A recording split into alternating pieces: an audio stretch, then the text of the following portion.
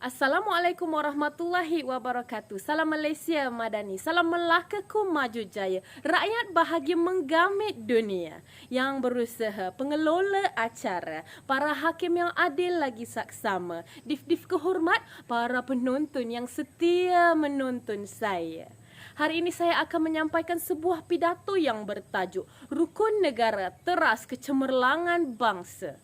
Namun, sebelum saya pergi lebih jauh lagi, saya akan berikan definisi perkataan demi perkataan terlebih dahulu supaya tidak ada yang melulu menafsir maksud yang tak tentu.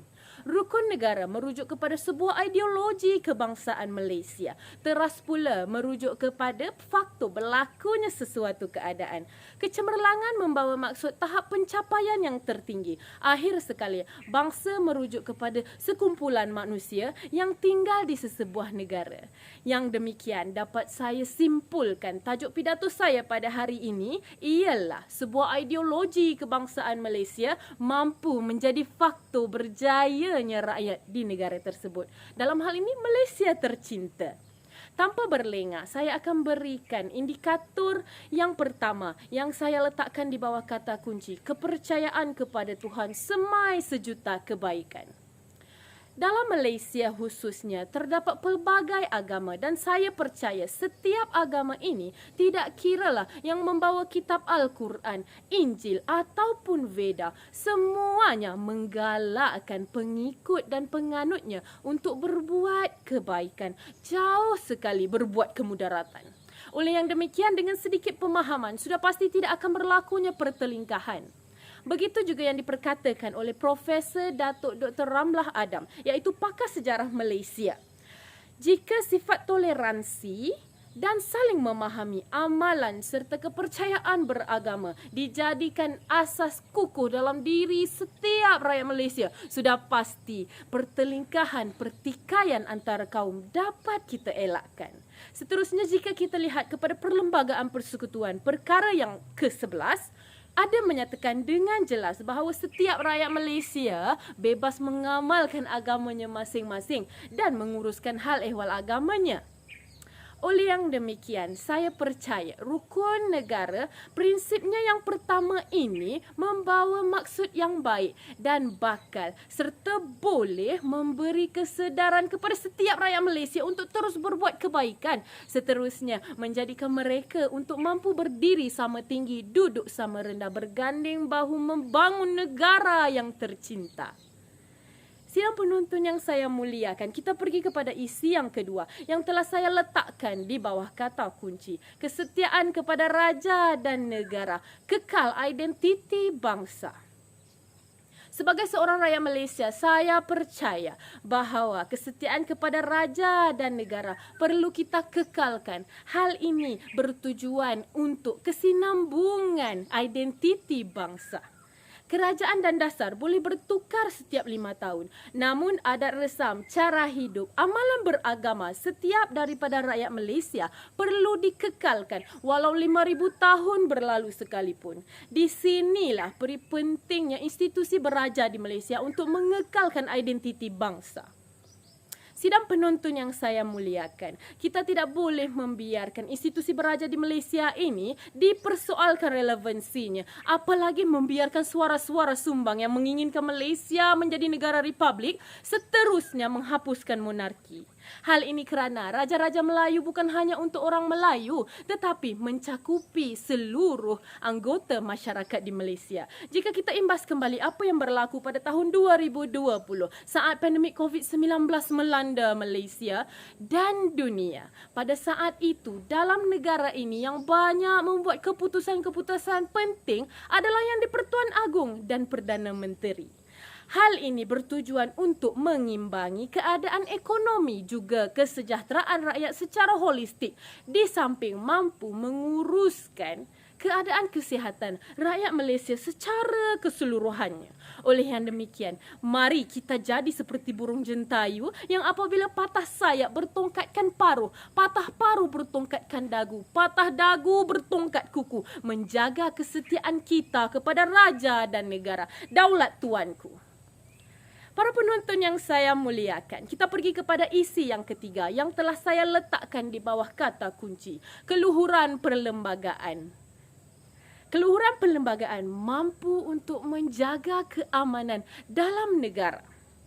Jika kita lihat, keluhuran perlembagaan di Malaysia merupakan ketertinggian perlembagaan. Ia juga bermaksud sebagai kedudukan perlembagaan persekutuan yang menjadi sumber dan punca kepada seluruh undang-undang yang ada di negara ini.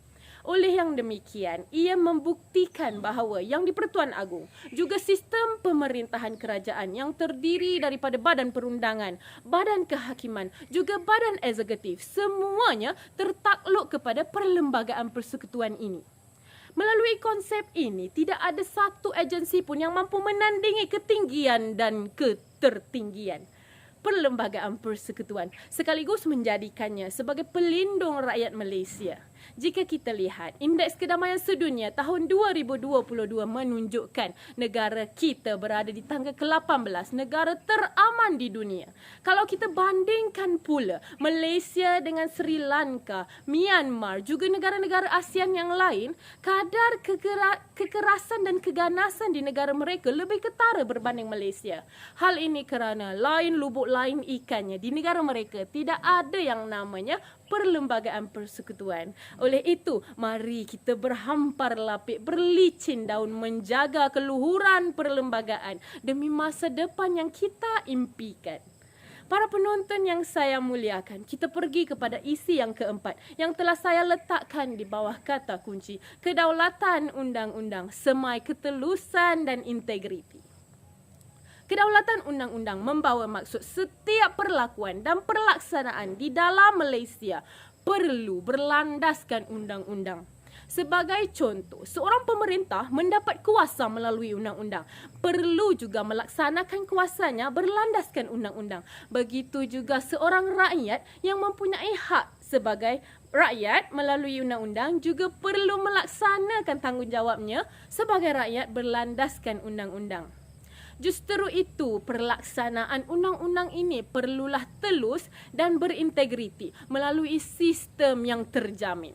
Oleh kerana itu, kerajaan pada hari ini telah mewujudkan unit integriti di setiap agensi kerajaan demi memastikan agensi-agensi ini mempunyai penyawat-penyawat awam yang mengamalkan etika kerja dan budaya kerja yang terbaik. Juga telus dan berintegriti, seterusnya dapat meningkatkan semangat patriotisme dalam karangan mereka. Oleh yang demikian, mari kita sama-sama jaga kedaulatan undang-undang ini demi Malaysia yang kita cintai. Para penonton yang saya muliakan, kita pergi kepada isi yang kelima yang telah saya letakkan di bawah kata kunci, kesopanan dan kesusilaan, semai perpaduan. Sejak zaman Kesultanan Melayu Melaka lagi, bahasa Melayu telah dijadikan bahasa pengantar di seluruh kepulauannya. Dengan keindahan dan bertata susilanya bahasa Melayu ini, aktiviti perdagangan dapat dijalankan dengan begitu baik. Akhirnya menjadikan Melaka sebuah negara yang bertamadun. Dengan adanya keindahan bahasa ini juga, Melaka terus-menerus berkembang, menerima kehadiran pedagang daripada seluruh benua. Akhirnya menjadikannya sebagai sebuah negara berbilang bangsa yang dikenali seantero dunia. Itu dia 5 indikator telah saya berikan mewakili 5 prinsip rukun negara yang mana jika kita amal dan hayati kelima-lima prinsip ini, sudah pasti kita boleh menjadi bangsa yang berjaya dan akhirnya membawa pula Malaysia ke mata dunia sebagai sebuah negara yang cemerlang, gemilang dan terbilang dalam setiap bidang. Sekian daripada saya. Assalamualaikum warahmatullahi wabarakatuh.